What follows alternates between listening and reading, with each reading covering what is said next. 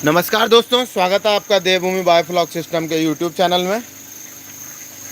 मैं अपने फार्म पे लाइव हूँ आज। एक तो बहुत सारे लोगों के जो मैसेज आए थे कि जो फिश का आप ट्रीटमेंट कर रहे हैं उसकी अपडेट हमें देते रहें, उसकी अपडेट भी मैं आपको दूंगा।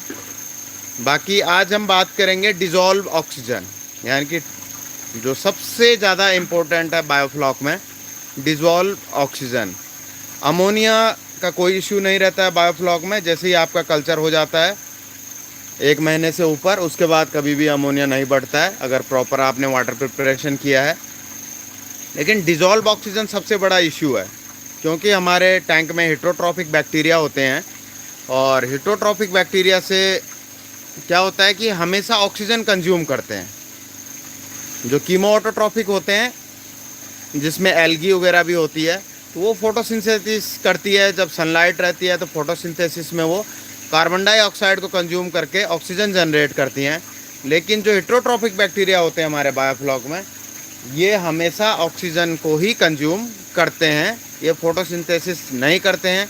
इसलिए डिज़ोल्व ऑक्सीजन की कमी रहती है, क्योंकि हमारे फिश को तो डिज़ोल्व ऑक्सीजन की ज़रूरत होती है, उसके साथ साथ हमारे बैक्टीरिया को भी ऑक्सीजन की ज़रूरत होती है, जिससे डिज़ोल्व ऑक्सीजन की कमी रहती है हमेशा। ये डिज़ोल्व ऑक्सीजन मेंटेन करना सबसे बड़ा टास्क है बायोफ्लॉक में। तो एरिएशन तो हमें प्रॉपर उसको देना ही है, और चेक कैसे करना है तो उसके बारे में हम बात करेंगे आज कि डिज़ोल्व ऑक्सीजन कैसे चेक करना है।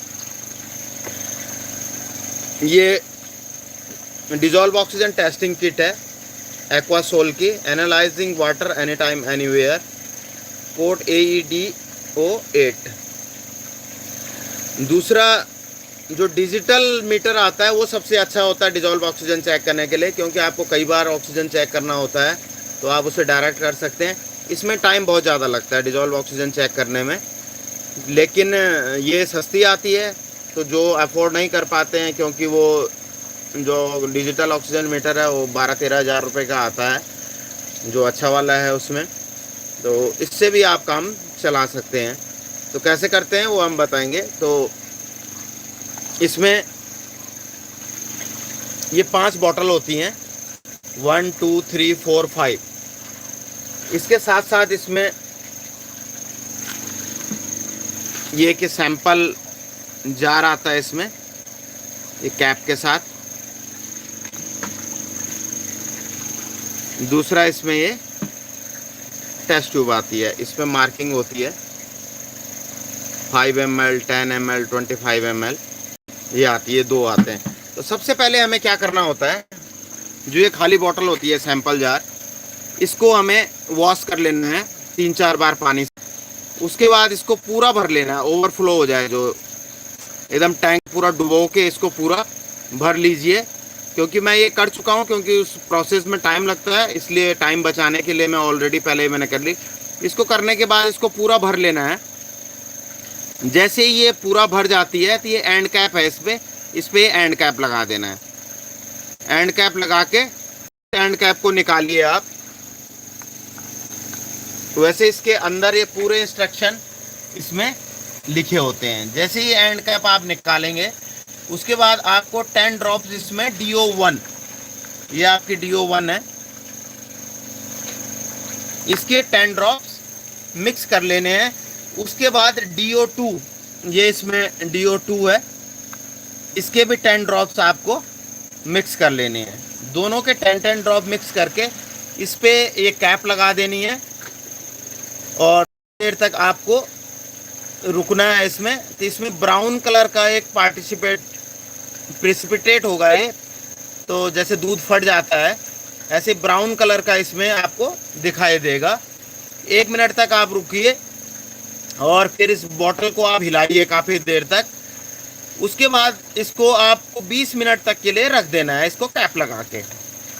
20 मिनट के बाद आपने इसको निकालना है। फिर इसमें आपको 10 से 12 ड्रॉप DO3, ये DO3 है, इसके 10 से 12 ड्रॉप आपको इसमें मिक्स करना है, और देखना है जो इसमें प्रिसिपिटेट हुआ था वो पूरा घुल गया या नहीं घुला। तो जैसे इसमें पूरा घुल चुका है वो, अगर नहीं घुला तो 1-2 ड्रॉप और मिलानी है DO3 के। जब ये पूरा घुल जाता है तो इसको पूरा घोलने के बाद अब ये सैंपल आपका रेडी है डिजॉल्व ऑक्सीजन टेस्ट करने के लिए। अब हमें टेस्ट करने के लिए क्या करना है, इसमें से 10 ml लेना है हमें। इसमें मार्किंग है, तो ये 10 ml तक इसमें से आप हमें सैंपल लेना है इसका, और इसमें 4 ड्रॉप DO4 के, ये जो DO4 है ये, इसकी 4 ड्रॉप मिक्स कर लेनी है। जैसे ही हम DO4 की इसमें 4 ड्रॉप मिक्स करेंगे तो इसमें एक कलर आ जाएगा, ब्लू कलर। ये अभी मिक्स करके मैं आपको दिखाता हूँ।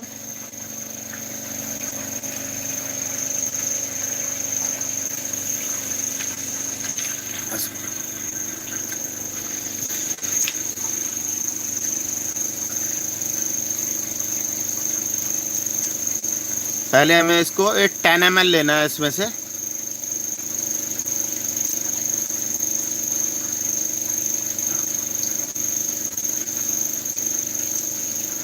थोड़ा सा ज़्यादा हो गया, ये एग्जैक्ट 10 ml हो गया। ये 10 ml हमने सैंपल ले लिया है इसमें। अब हमें ये DO4 की बोतल लेनी है, DO4, इसकी हमें 4 ड्रॉप इसमें मिक्स करनी है।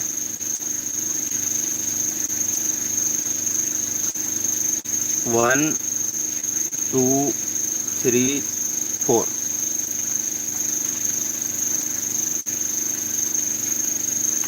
जैसे ही हमने मिक्स की तो इसमें ये कलर चेंज हो गया, इसका एकदम ब्लू कलर हो गया।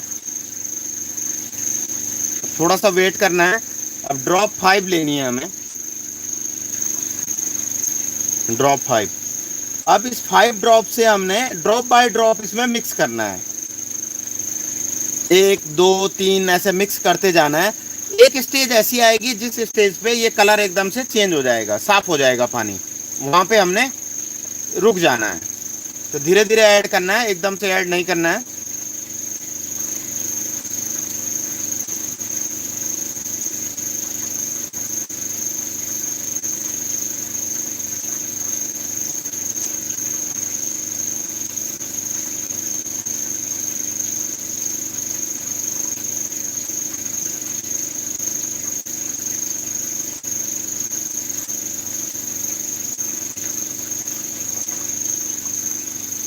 ये 10 ड्रॉप्स में पूरा एकदम कलर चेंज हो गया है। वैसे इसका जो प्रोसेस है ये थोड़ा गलत हो गया है। इसमें एक ड्रॉप मिलने के मिलाएं इसमें, फिर इसको ऐसे हिला लें, फिर दूसरी ड्रॉप मिलाएं, फिर हिला लें, फिर तीसरी मिलाएं, हिला लें, ऐसे आपने इसको करना है।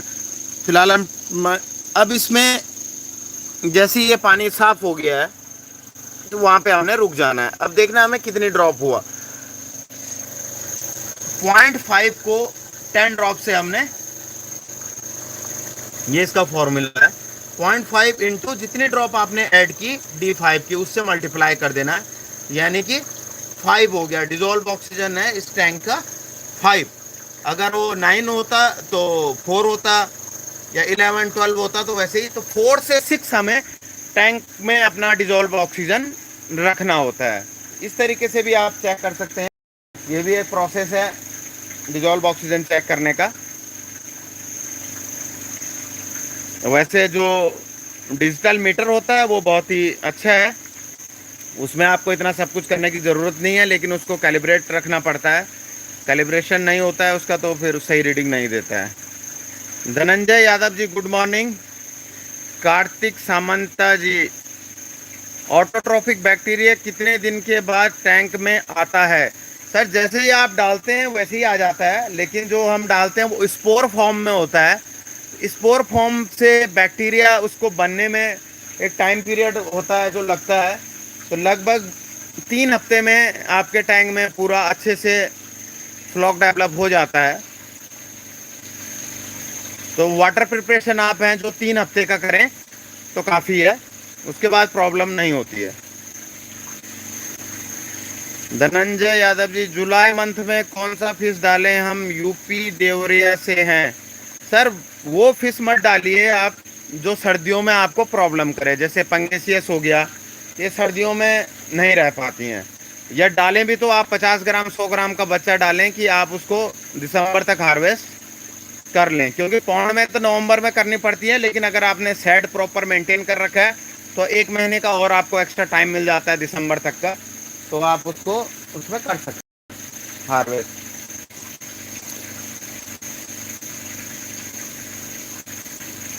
Bhrigunath Srivastava ji, good morning sir, good morning, कैसे हैं आप?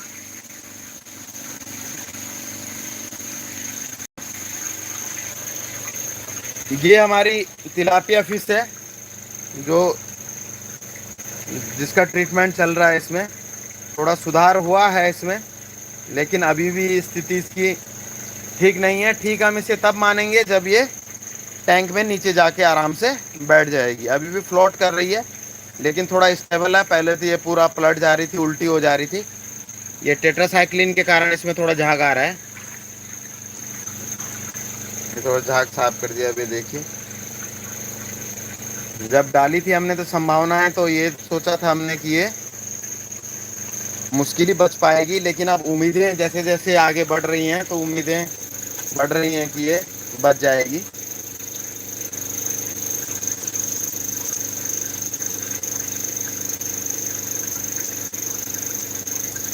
सतीश निर्मालकर जी, सर तो कौन सा फिश डालें?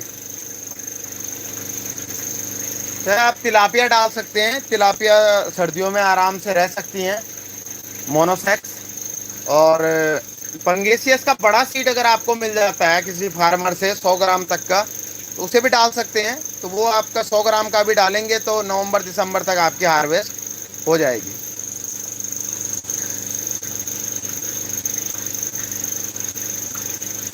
15,000 लीटर टैंक में 1,000 पंगास डाल सकते हैं। बिल्कुल डाल सकते हैं सर, 1,000 पंगेसियस आप डाल सकते हैं, क्योंकि आपका जो मार्केट का साइज है वो 1 kg आप लेके हैं तो सारे के सारे 1 kg के नहीं हो पाते हैं। तो कुछ उसमें 700 ग्राम 800 ग्राम का रहेगा, कुछ 1 kg का रहेगा, इस तरह का रहेगा। तो बायोमास है जो टोटल आपका टैंक का 700-800 kg तक ही जाएगा। तो इतना हार्वेस्ट हो जाता है 15,000 लीटर टैंक में। फरहद राजबीपोर, hi sir, autotrophic bacteria is good biofloc. बिल्कुल सर, ऑटोट्रॉपिक बैक्टीरिया से आप सब बायोफ्लॉक नहीं कर पाएंगे। ऑटोट्रॉपिक और कीमो ऑटोट्रॉपिक जो बैक्टीरिया होते हैं, नाइट्रीफाइंग बैक्टीरिया जिन्हें कहते हैं, एओबी एनओबी, वो बायोफ्लॉक के लिए नहीं, वो पॉन्ड कल्चर के लिए है। उसके लिए एक तो सनलाइट होना जरूरी है, दूसरा वो नाइट्रेट और नाइट्राइट में कन्वर्ट करते हैं अमोनिया को, प्रोटीन सेल में नहीं करते हैं। अगर नाइट्रेट और नाइट्राइट में अमोनिया कन्वर्ट होगा तो उसके लिए आपको उसमें प्लैंक्टन्स होने भी जरूरी है। नाइट्रेट जो होती है खाद होती है, तो उस खाद को जो प्लैंक्टन्स होते हैं या प्लांट्स होते हैं वो उसको एब्जॉर्ब करते हैं। अगर आप इंडोर में करेंगे या बायोफ्लॉक में इसको करेंगे तो आपको नाइट्रेट नाइट्राइट बढ़ जाएगा आपके टैंक में और उससे आपको प्रॉब्लम होगी फिर। तो ऑटोट्रॉपिक बैक्टीरिया हमारे टैंक में नहीं होने चाहिए। अगर आप उनको पनपने का मौका देंगे तो आ जाएंगे, इस चीज़ का ध्यान रखें। हिट्रोट्रॉपिक बैक्टीरिया ही बेस्ट है बायोफ्लॉक के लिए। रूपचंदा डाल सकते हैं धनंजय यादव जी, बिल्कुल रूपचंदा आप डाल सकते हैं।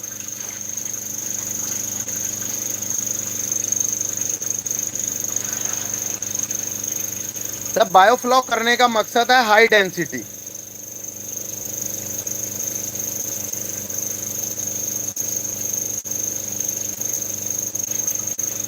भृगुनाथ श्रीवास्तव जी, अच्छे हैं आप लोगों के मार्गदर्शन। तिलापिया एंड पंगास का बढ़िया कल्चर हो रहा है। बिल्कुल सर, बढ़िया ही होना चाहिए।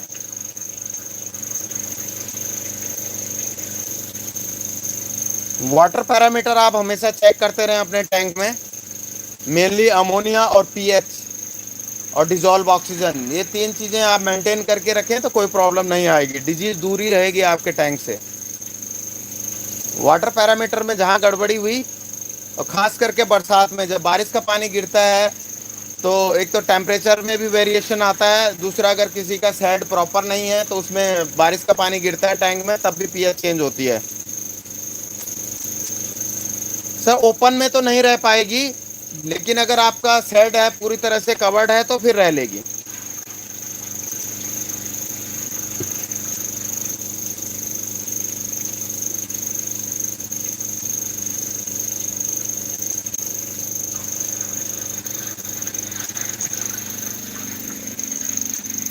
तो आज के लिए बस इतना ही। Thank you very much. बाकी आप जुड़े रहिए। जिन लोगों ने चैनल को सब्सक्राइब नहीं किया है, प्लीज़ सब्सक्राइब करें।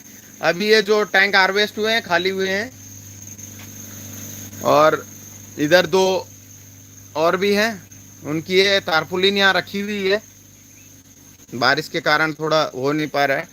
तो ये लगभग ये टैंक तैयार है।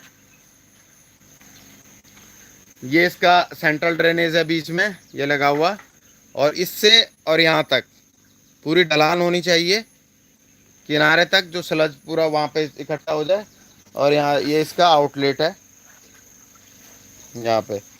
तो ये भी रेडी होके अभी कुछ और सीड डालेंगे हम इसमें।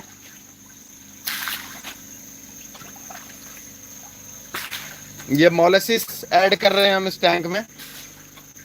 तो इस तरीके से पहले पानी में घोल लीजिए उसे, एकदम से डायरेक्ट टैंक में नहीं डालना है। घोलने के बाद और जैसे थोड़ा सा भी मिला दिया, 1 घंटे बाद फिर थोड़ा और, फिर 1 घंटे बाद थोड़ा और, ऐसे करके पूरे दिन में डालेंगे, क्योंकि डिजॉल्व ऑक्सीजन कम हो जाती है मोलासिस मिलाने पे। तो इस तरीके से बाल्टी में 10 लीटर 20 लीटर में घोल के फिर थोड़ा थोड़ा करके आप ऐसे टैंक में इसको मिलाइए। इसी तरीके से हम मिलाते हैं।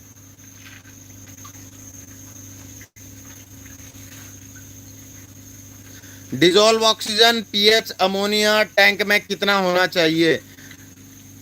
M Ibrahim sir, dissolve oxygen 4 to 6 आपको मेंटेन करना होता है जनरली। 4 से कम नहीं रहना चाहिए। लगभग 4 से 6 तक आप मेंटेन कर लेते हैं, 4 to 6 तो काफ़ी अच्छा है। अमोनिया आपका 0, अमोनिया 0 होना चाहिए।